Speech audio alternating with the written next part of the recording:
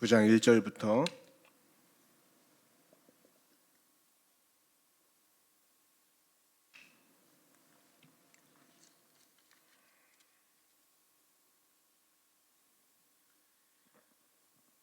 9장 1절부터 12절 말씀을 다 함께 보시겠습니다.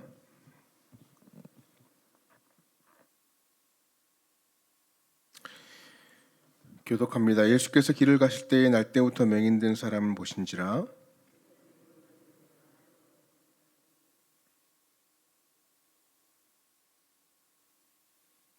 예수께서 대답하실 때 이 사람이나 그 부모의 죄로 인한 것이 아니라 그에게서 하나님이 하시는 일을 나타내고자 하심이라.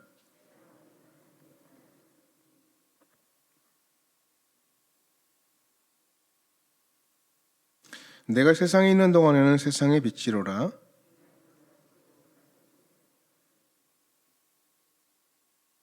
이르시되 실로암 못에 가서 씻으라 하시니 실로암은 번역하면 보냄을 받았다는 뜻이라. 이에 가서 씻고 밝은 눈으로 왔더라.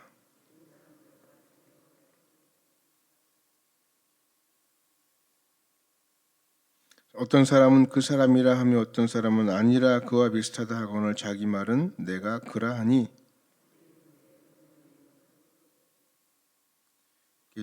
대답하되 예수라 하는 그 사람의 진흙을 이겨 내 눈에 바르고 나더러 실로암에 가서 씻으라 하기에 가서 씻었더니 보게 되었노라. 그들이 이르되 그가 어디 있느냐 이르되 알지 못하노라 하니라. 아멘. 사람들은 이해할 수 없는 어려움이나 불행을 만나면 그에 상응한 원인을 찾으려고 하죠. 예를 들어 출근하다가 갑자기 다리를 넘어져 다쳤다면 다리를 왜 갑자기 다쳤을까?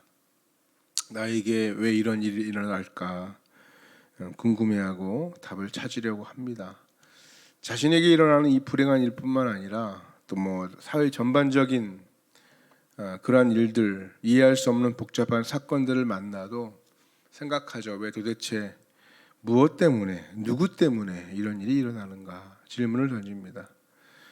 답을 찾고자 하는 시도 자체는 나쁘지 않습니다. 문제는 엉뚱한 답을 찾는 것이 문제죠.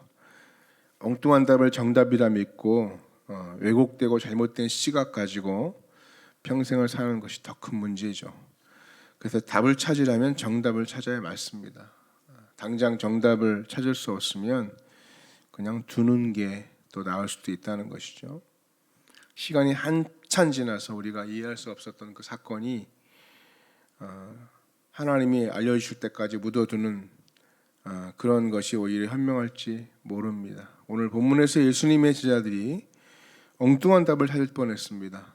그리고 그 정답을 예수님께서 알려주는 내용이 나오죠. 예수님과 제자들이 길을 가다가 날 때부터 소경된 사람을 만났습니다. 1절 말씀 보니까 예수께서 길을 가실 때에 날 때부터 맹인된 사람을 보신지라. 이 소경 꽤 유명한 사람입니다. 왜요? 날 때부터 앞을 보지 못했으니까. 동네 사람들, 이웃 사람들 항상 불쌍히 여김을 받았던 사람이에요. 장성에서 부모의 품을 떠나 구걸을 하고 살고 있습니다. 제자들뿐만 아니라 그 지역 사람들에게 꽤 유명한 사람이었을 거예요. 사람들은 그가 날 때부터 맹인이었다는 사실도 다 알고 있었습니다. 제자들이 주님과 함께 길을 가다가 그 사람을 만나 문득 한 가지 질문을 생각이 났어요. 제자들의 마음 가운데 이 사람이 날 때부터 맹인된 것은 도대체 누구 죄 때문일까?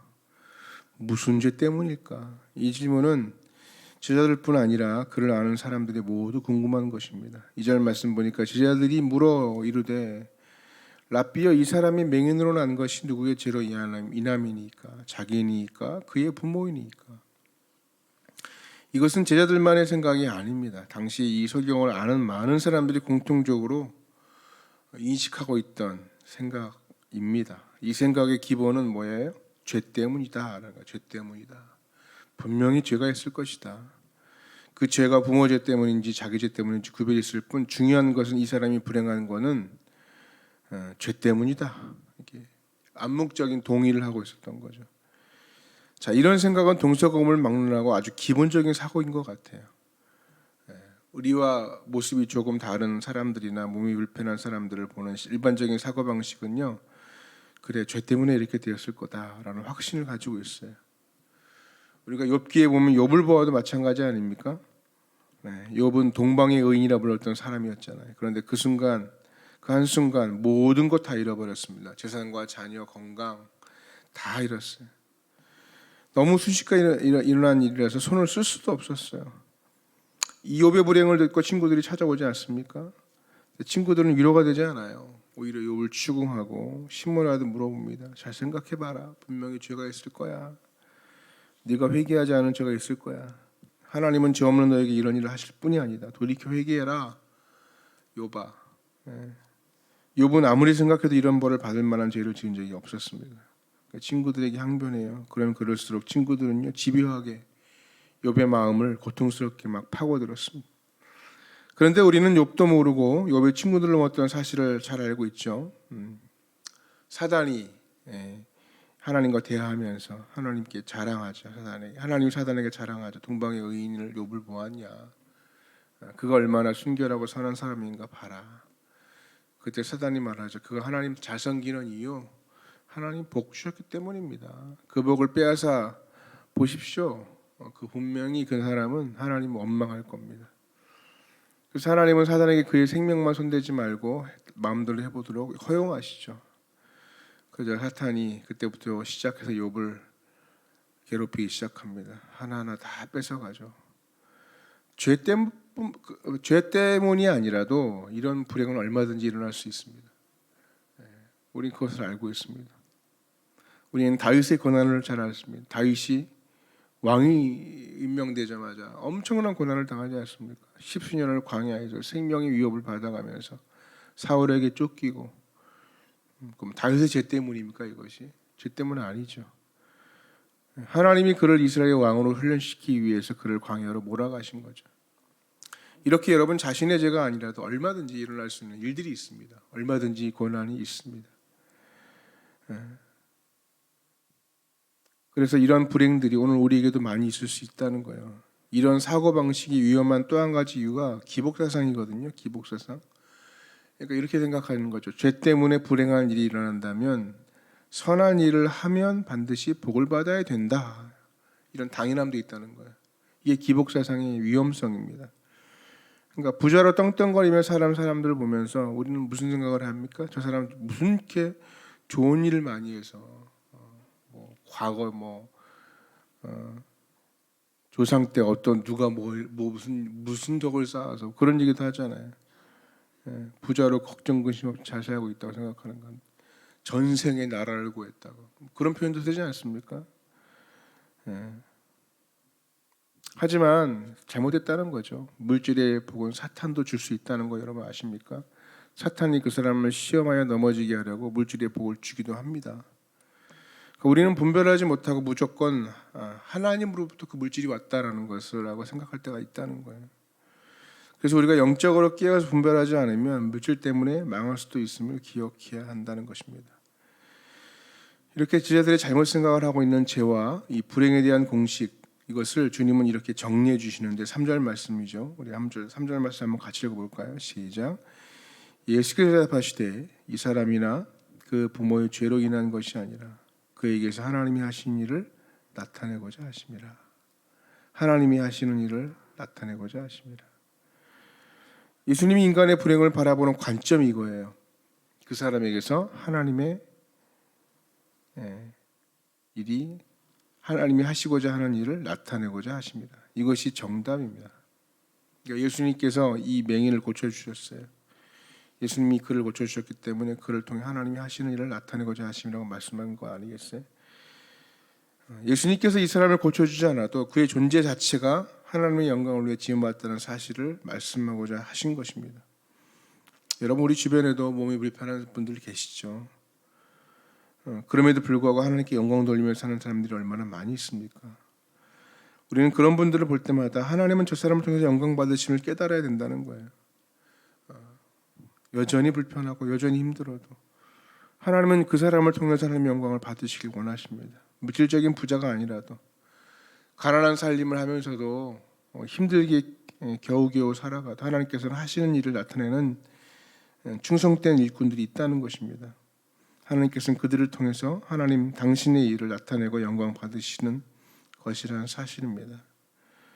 여러분, 분명한 것, 우리는 하나님의 영광을 위해 지음받은 존재다. 몸이 불편할 수 있고요, 그래도 하나님의 영광을 위해 지음받았고, 많이 배우지 못하고 가지지 못해도 우리는 여전히 하나님의 영광을 위해 지음받은 존재다. 그렇기 때문에 우리 인생에 일어나는 모든 불행을 여러분 죄 때문이다 이렇게 단정짓지 마시기를 바랍니다. 이런 환경이 있고 이런 삶을 살아도 하나님은 나를 통해서 영광 받기를 원하신다. 이 사실을 기억하셨으면 좋겠습니다. 그래서 이런 환경과 상황에도 우리는 하나님의 영광을 위해 일할 수 있는 것을 찾고 구해야 된다는 것입니다. 이것이 믿는 자들이 살아가는 존재 방식이고 추구해야 할 삶의 가치라는 것입니다. 바로 예수님께서 이 길을 우리에게 제시하시고 보여주신 거죠. 그래서 여러분, 병상에서도 하나님을 찬양하고 건강한 몸으로도 하나님 영광을 위해서 일하고 우리의 살림이 어떠하든지 하나님 하실 일을 위해서 전심전력할 수 있는 믿음의 백성들 되시기를 축복합니다. 죄책감 갖지 마십시오. 죄책감 갖지 마시고 내게 주어진 삶에 하나님의 영광, 하나님이 어떻게 영광 받으실까, 하나님 나에게 어떤 영광을 주실까를 기대하면서 살아가시기 바랍니다. 왜요? 하나님은 선하신 분입니다. 선하신 분입니다. 그것을 잊지 마시고 오늘도 그 선함을 붙들고 하나님 앞에 엎드리고 기도할 수 있는 여러분 되시기를 축복합니다. 기도하시겠습니다. 이 말씀 붙들고 하나님의 선하심을 신뢰하는 인생 되게 해달라고, 우리 어떤 상황일지라도 그 자리가 하나님께서 영광 받으시는 자리가 되게 해달라고, 우리의 편협한 잣대로 사람을 판단하지 않게 해달라고, 숨겨져 있는 하나님의 영광을 볼 수 있는 눈을 열어달라고 기도하시고, 그런 마음으로 우리 믿음의 권속들, 특별히 육신의 어려움이 있는 권속들을 기억하면서 축복하며 또 기도하셨으면 좋겠습니다. 주님 한번 간절히 부르며 기도해 나아갑니다. 주님, 오늘도 하나님의 은혜 속의 하루를 시작하기를 원합니다. 하나님의 부르심 가운데